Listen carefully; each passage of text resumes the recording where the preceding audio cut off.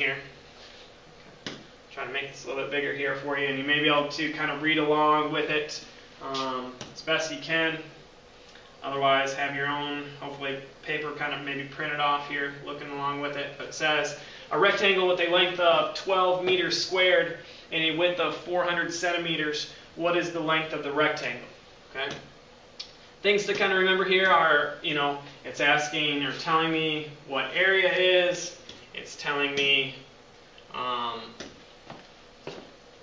the width, and I'm looking for the length. Right? You can refer back to your your formula sheet there, but they tell us, well, the area of a rectangle is equal to base times height. Base times height is another way to say length times width. And so I can start to kind of plug in there, but there's one thing you also have to notice, and that's kind of one of the emphasis of this first unit of the year, is the units. Okay? This unit is meters squared, and this unit is centimeters.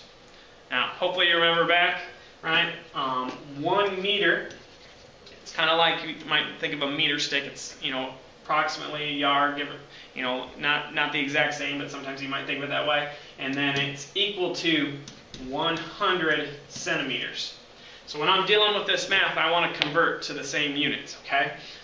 Since I have meters squared for the area, I'm going to convert the centimeters, because when you do have that squaring, that kind of adjusts how you would do that. So it's easier for me to change, I feel like, 400 centimeters to meters.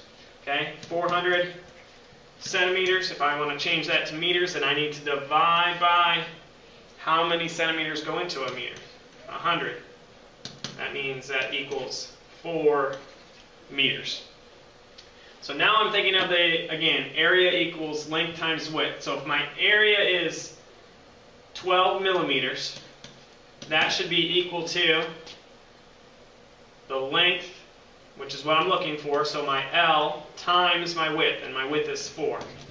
So what times 4 is 12? A lot of you guys can probably do it, but a little practice here, solving an equation, right? We have an equation set up. I'm multiplying two things. I'm trying to get the L by itself, so I'm going to use the inverse. The inverse of multiplying is dividing, right? The opposite, so I divide both sides by 4. 12 divided by 4 is 3. So my L is 3 meters, right? I look at all my answers, and they're all in centimeters. So to change from meters to centimeters, we're kind of going back here. Before we divided by 100 to go to meters, to go to back, I want to multiply by 100, and you get 300 centimeters. Right? So my answer is C. Okay, 300 centimeters. So again, to recap, we had to convert units, right, and we had to use the formula, right, for area. So keep those things in mind. All a little math, I did doing it in my head, but again, you have your calculator to use when you need it. Next question here says, what is the area of a circle with a circumference of 43.98226 inches? Use 3.14159 for pi, okay? This goes back to, again, your formula sheet, okay? A couple things that stand out for me. Area of a circle, okay? Area of a circle is pi r squared. R is your radius, okay? If I have a circle, right, the radius goes from the center to the outside. That's your radius, okay? That's your R. Now, circumference is around the circle, and circumference is equal to pi times diameter. Now, some of you might be saying, well, I don't remember those formulas. I don't remember going over. They're on your formula sheet, okay? This question isn't about so much memorizing these formulas. It's about being able to use the formulas. So again, be able to refer back to your formula sheet to use this. So we know circumference.